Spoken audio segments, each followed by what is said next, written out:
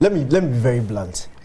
I think because of our ease of access to the Premier League, we don't rate the Premier League. Because anybody can just walk to anywhere. We have all games live. We see Premier League like it is our own. So, West Ham is a small club. The Premier League, the brand Premier League. And guy, you can go and look at the numbers when Kudus was unveiled at Ajax. Ajax, that is a traditional European club. They've won the Champions League. Biggest in Holland. Biggest in Holland. Compare those numbers to what Kudus' numbers have done on social media. On social media in just under 24 hours. The Premier League brings a certain spotlight. Look, and it is no mistake. Players are leaving AS Roma to relegation-threatening teams in the Premier League. They are leaving teams from Burnley, Southampton, look, Everton.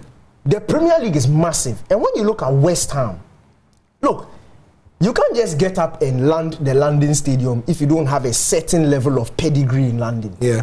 West Ham is a big team. Yeah. They are actually a very big team. Historically, they are a traditional team. Yeah. So he's gone to if you're talking about the brand and what the Premier League and the club can do for him, I don't think what again do you want?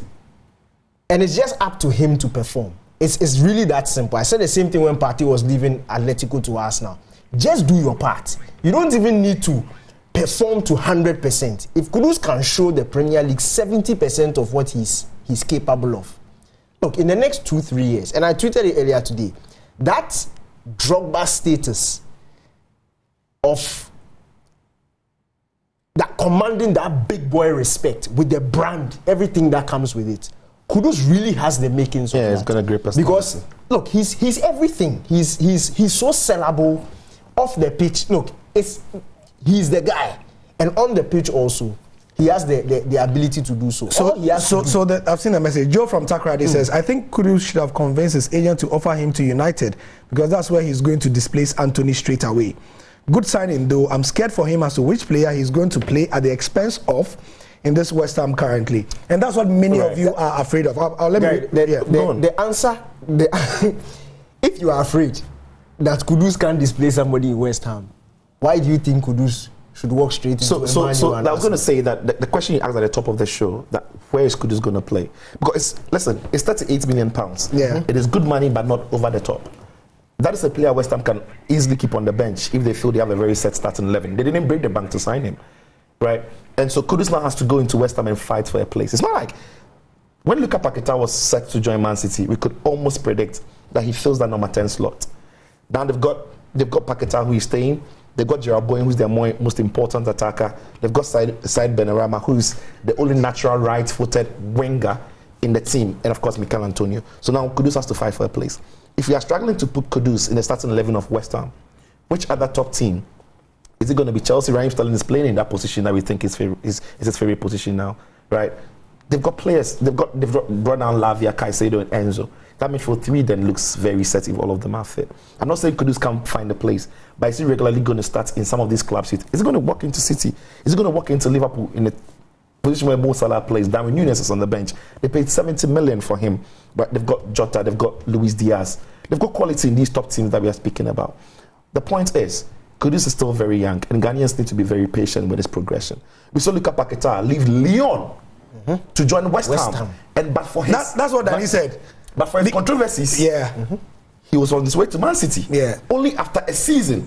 So Kudus only has to keep his head down. Ghanaians need to relax and chill. He has to keep his head down and work hard. His talents, no doubt.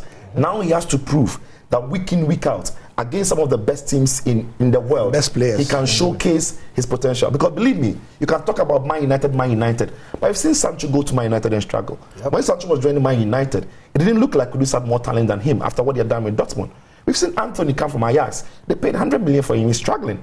We've at times seen even Marcus Rashford in moments and spells struggling in that team, because that team is not a settled team that I would ask or advise even more Kudus to join for his development. He's still not a finished article, and maybe West Ham is a stepping stone for him to showcase, like I said, to the world that he's ready for the big step. Chill. West Ham is a good club. I think he'll get his moment, but when it comes, he has to grab it because he's going to be competing with others. Danny? Perfectly agree with Sichu. And again, I'm saying that with a team like West Ham, and the Paqueta example is perfect. They just need to see that you can excel in the spaces that they would want. So for Man City, of course, Man City don't play identically to what West Ham play. But Man City have seen that going forward, Paqueta can offer something to them.